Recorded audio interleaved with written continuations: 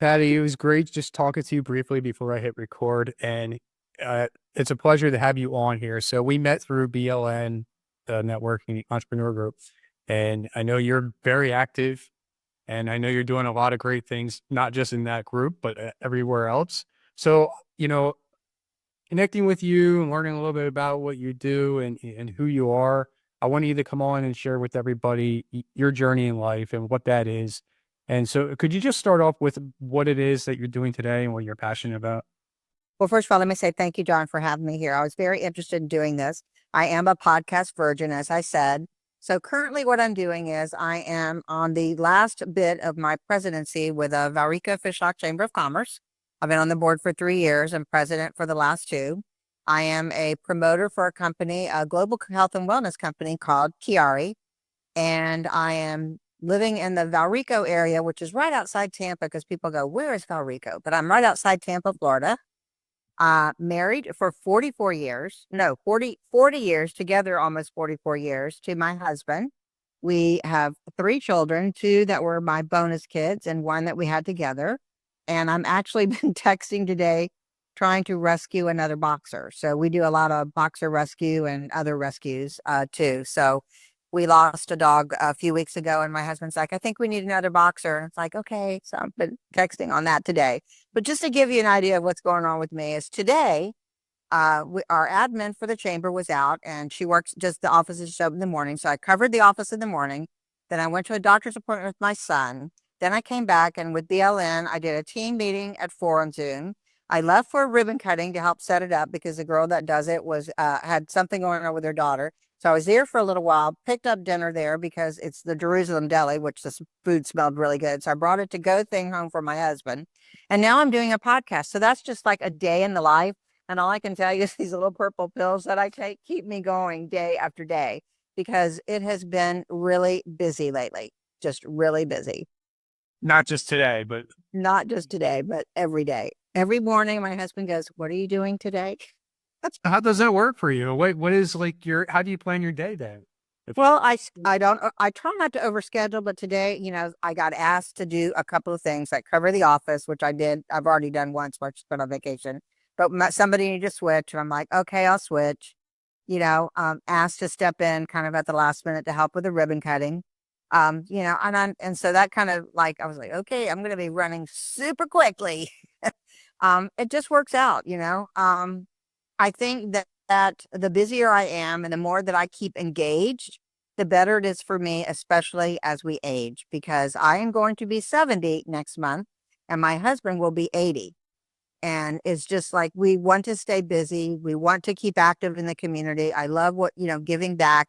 I am with BLN. I am truly a servant leader. I've always been that way.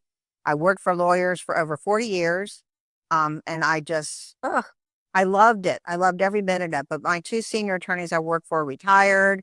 And I was like, it's not as much fun anymore. And I want to do something else. So a friend of mine introduced me to some products because he's like, Patty, did you want to lose some weight? I'm like, okay, you've seen me yo-yo for like 15 years, Bob. What do you think?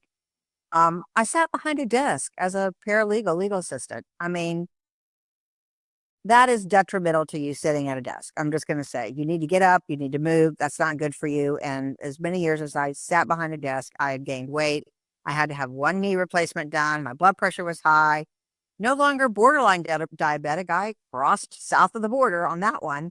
And I was always looking for something. I tried everything out there, every pill, lotion, and potion, and nothing really worked for me. And I felt like I don't understand why I can't do this. I'm committed to God. I'm committed to my marriage. I'm committed to my children. What the heck is wrong that I cannot commit to myself?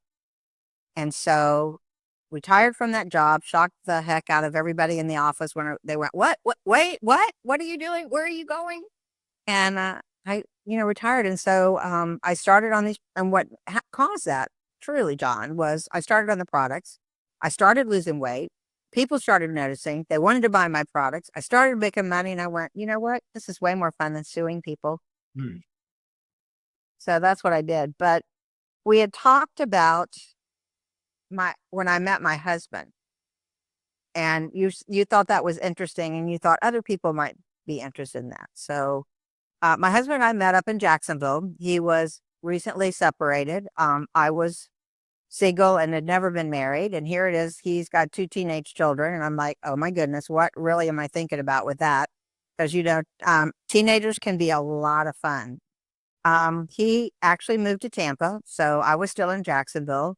And he would come home like 3 weekends out of the month, or we'd meet somewhere one weekend of the month, somewhere in the state. And finally around July, because he moved down in December, he goes, are you going to come or not? Are you going to come down? Are you going to move to Tampa or not?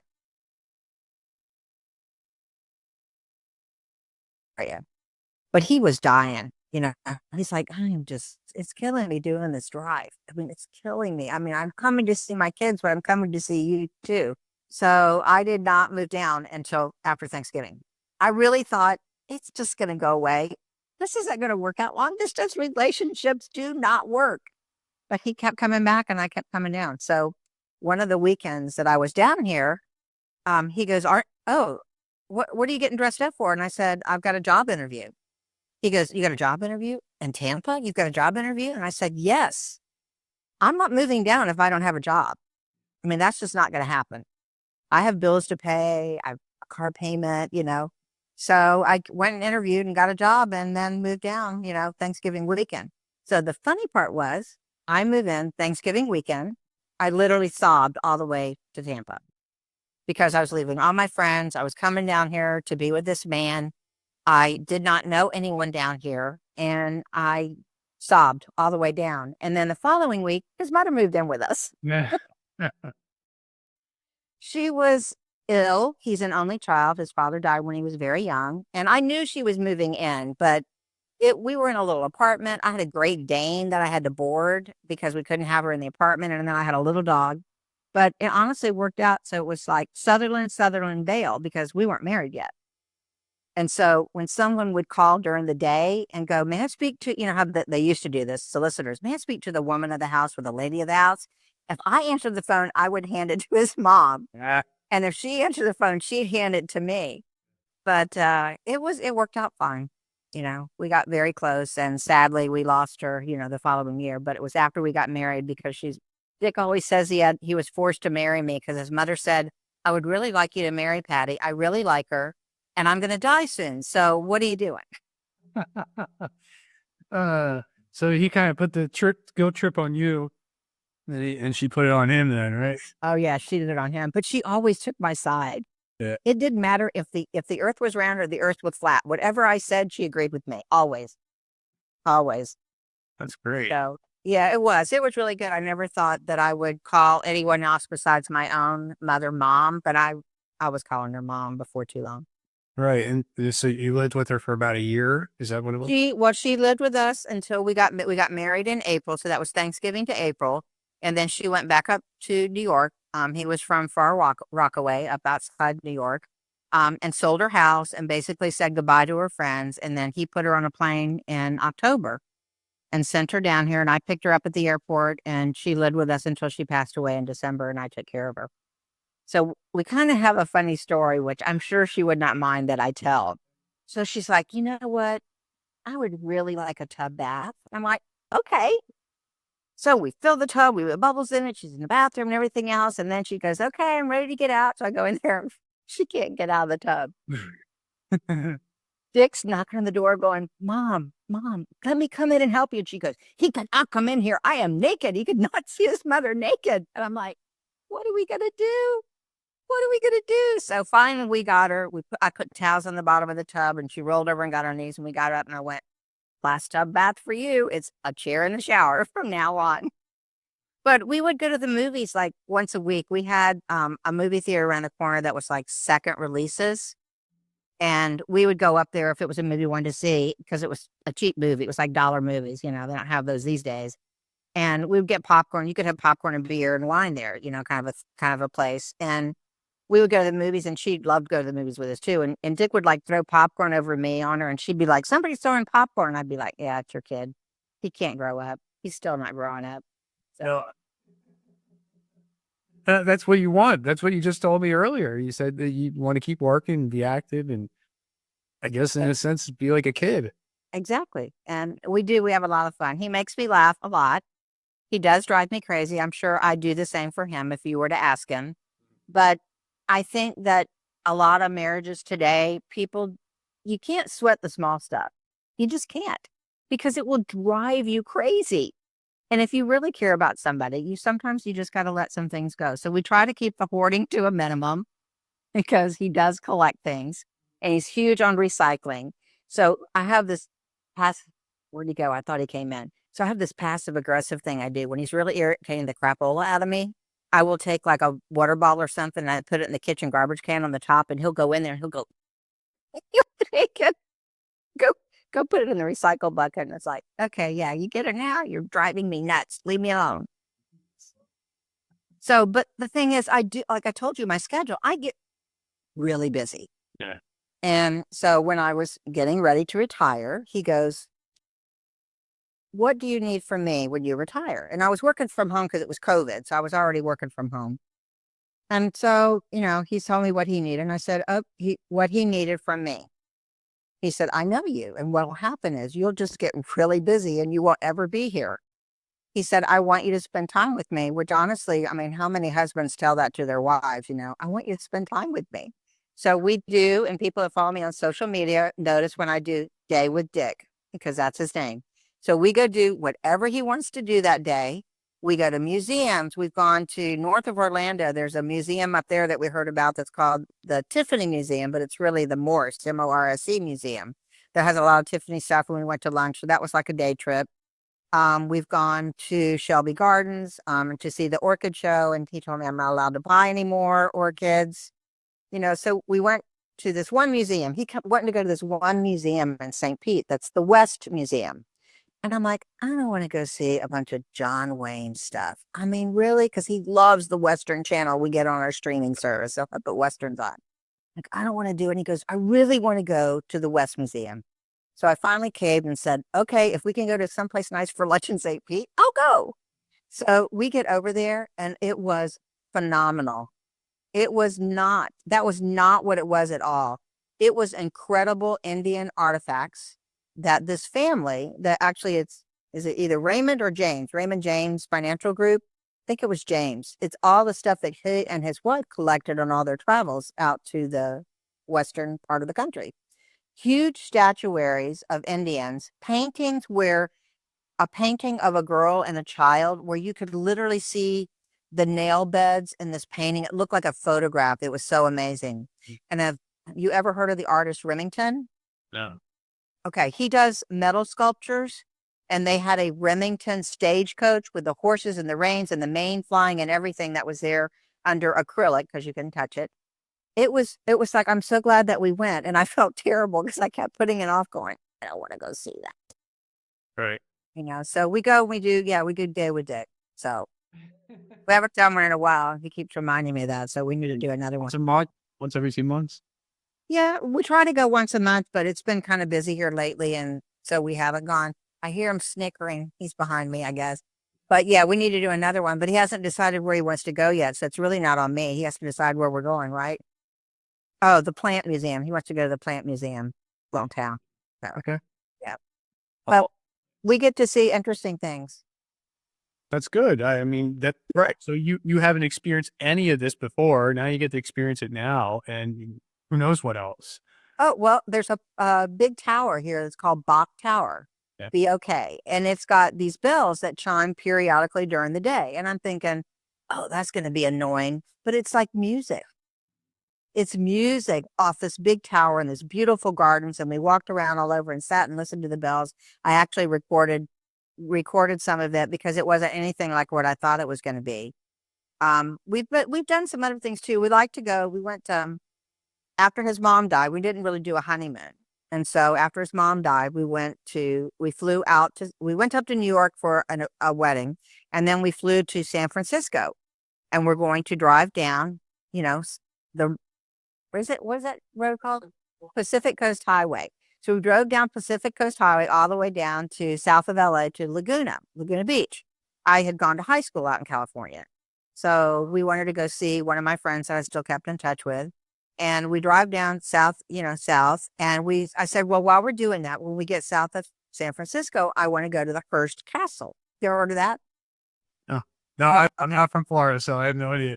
Okay. Well, Hearst Castle was owned by William Randolph Hearst. And he built this castle on this mountain in San Simeon.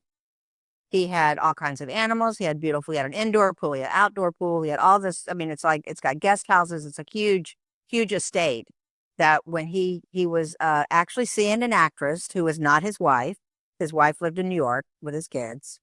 So she lived with him there. Marion Davis, I believe was her name. And they would have all kinds of different people come to visit, a lot of Hollywood people. But he was a huge publisher. Hearst Publishing is still around. And so I said, I really want to go to Hearst Castle. I want to go to San Simeon. I want to go to Hearst Castle. So he goes down to the hotel to take us to go to Hearst Castle. And he calls me from downstairs and he goes, you have to realize this is back in 1985. And he goes, the tickets are $25 each. And I went, I don't care. When are we coming back to San Francisco? Who knows, right? I really want to go. So we did. We went, and you had to park down at the bottom of the mountain, and then they took you by bus up to. Okay, thank you, dear. He's helping me. The electric bus up to the mountain, and everything, and the tour guide spoke in first person, like he was William Randolph Hearst. He talked about how they would have people over dinner, and they always had mustard and ketchup bottles on the table, and how he would move all the place cards because he liked to put people that weren't getting along next to each other. And he sat at the middle of the table, not the head of the table. And this table was really long. You could sit 20 people on it. And the guy said, everything you see that looks like gold is. It was an incredible tour.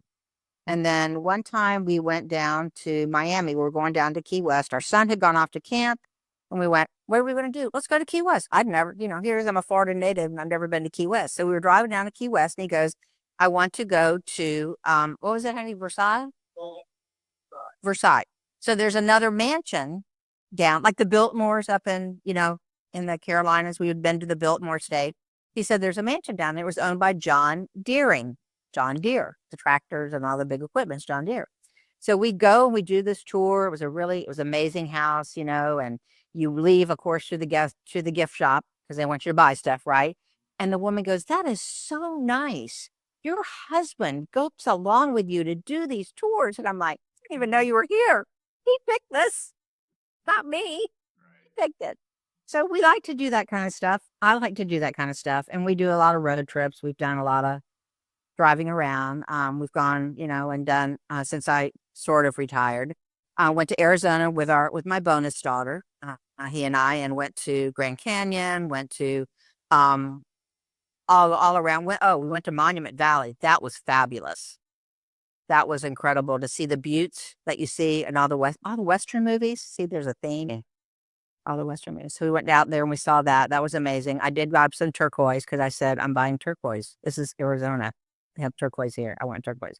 And then after that, the next year after that, went out to San Diego. And my daughter had a conference out there. So we went out there with her. And we went a couple days early before a conference and we toured around all over the place. And then I stayed a couple days after.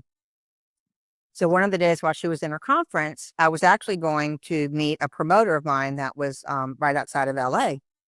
And I said, I was going to do a presentation for the Chiari products for him.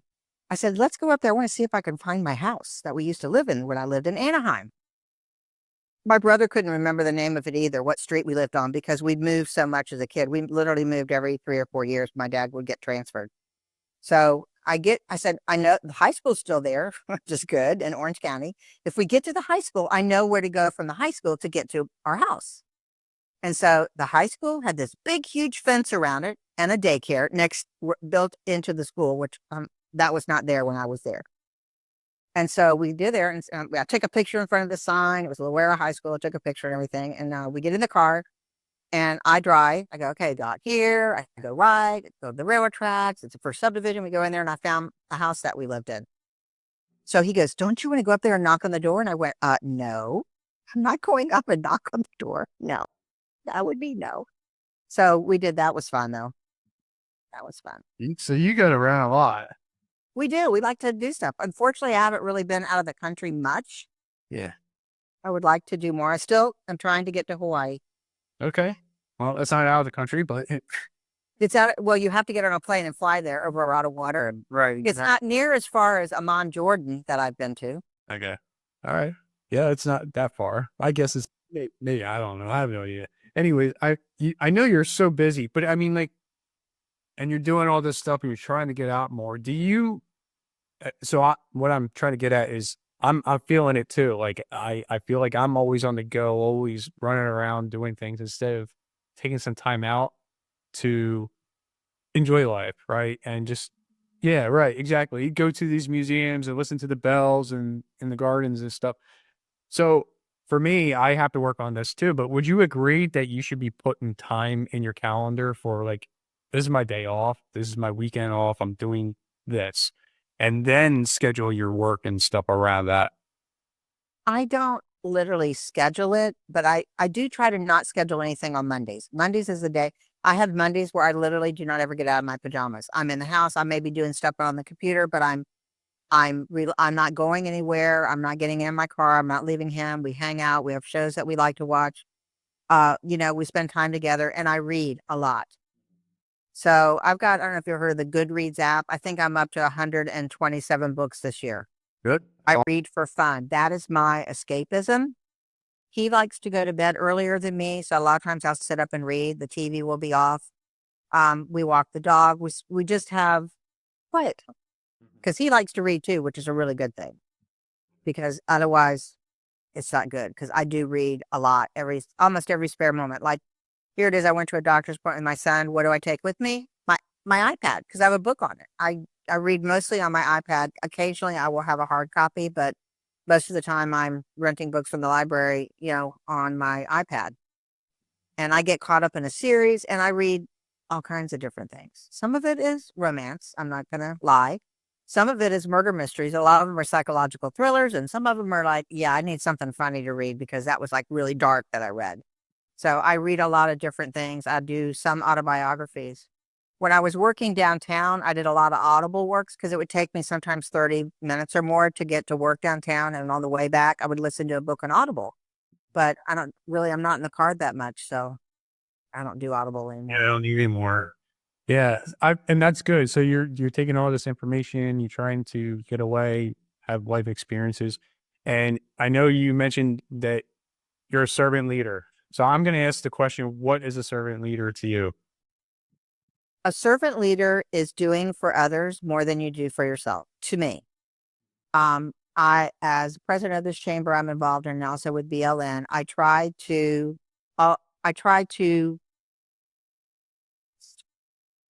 refer people to them, or if I listen to people saying, I need someone that I need to do my estate planning. We have an awesome attorney in our group that does estate planning. Let me give you his information and I will let him know that you're going to call. I do text introductions to people that are looking for a source for whatever it is they do. And I think that what I do with the chamber was kind of how Mr. Spears with BLN found me, is he stalked me on social media. And he said, I see what you're doing with the chamber. I think you would be interested in what we're doing. And I want to help as many people as I can. One of the benefits I get in being president of the chamber is I get to pick a charity of choice for the year that we raise money for all year. So last year I picked Faces of Courage, which is a nonprofit that helps women and children with cancer. It helps them with the other things, not with the medical part of it, but the support group, someone to take care of your children, camps that people get to talk to that have the same experiences, because it's really hard. A friend will understand what you're going through, but not as much as someone that's actually gone through what you're going through. And so we raised over $17,000 for them last year, which is the most we have ever raised. And we're a small nonprofit chamber. So this year, because we finally had a rescue shelter come into the chamber, I picked Raining Cats and Dogs. So that's our charity this year. And I'm trying very, very hard with all the events that we do to raise money for this very small shelter that really needs the money. And I cannot go out there anymore because they keep wanting to give me another dog. And I'm like, no, I'm looking for a boxer, really. I'm really trying to find a boxer or a boxer mix. But that's a benefit. And I think that's also being a servant leader. And I also started doing nonprofit quarterly lunch and learns. So in another couple weeks, we have a speaker that's coming who is a huge philanthropist. And the fact that she's coming to speak to my small group for free is huge. And I met her through BLN. And she's going to come talk to the nonprofits about how they share their stories, what they do, how people, success things that they've done, and people that they've helped in the nonprofits that they run, people and children, and how they can share their stories either through print or through digital, because a lot of people don't get newspapers anymore or flyers, and how to share what it is that they're doing to build up a donor base. So I love the lunch and learns. I'm trying to find a grant writer to come in and talk about. That's one of the things they asked me to do, is to come find a grant writer that can help them to, because some of them are some of the charities are a little bigger than others, but most of them are very small and really do rely on donations, and grants are few and far between. But apparently they are out there. You just have to know how to write a grant, which I couldn't tell anyone how to do that. And so I'm looking for a grant writer to come and speak with them. So That's awesome. Yeah. So I I love what you're saying. I love what you're doing, and I totally agree with you. So I'm right there with you. Is there a point in your mind or something like, first of all, you're giving, not expecting to get anything back, right? It's just about giving. And I'm sure things come back, in truckloads that you weren't even expecting. Uh, but is there like a point in your mind where you are like, where do I start to receive something for myself because of all the effort I'm giving? I am okay. I'm in front of a lot of people, and people have seen me change. They've seen me moving around better. They've seen me being extremely active, especially for my age. And so they're always asking me, what are you doing? What are you taking? What are those products that you talk about? Because my slogan is, your health is your wealth, and it's never too late to change your future. It really isn't. So I'm getting customers. I'm not really pushing it. I'm not that kind of a salesperson, and I'm not salesy anyway. I think that what I've done, and I've grown up, not substantial, but I've grown enough that I'm happy with where I am. Do I want to grow more? Absolutely. And I think that will happen. I'm really looking forward to the end of my tenure with the chamber on the board. I will still be very active in the chamber, but I won't be getting these phone calls at all hours of help. I mean, we were coming back. Dick and I wanted to try this new restaurant last night. So we're on our way back, and one of my board members called and said, I have a problem. It's a chamber thing. Do you have time to talk to me? Yes. So I will be really glad when I'm not doing that, Right. Yeah. because that does take a lot of time. And I always answer my phone when it's something like that. I don't, I do turn on my D&D about 10 o'clock, and then it doesn't come back on until 8. And I'll wake up and they'll be, can you call me as soon as you get, because people then don't call me early. I am not going to be up early. I turn my alarm off unless I have an early morning meeting.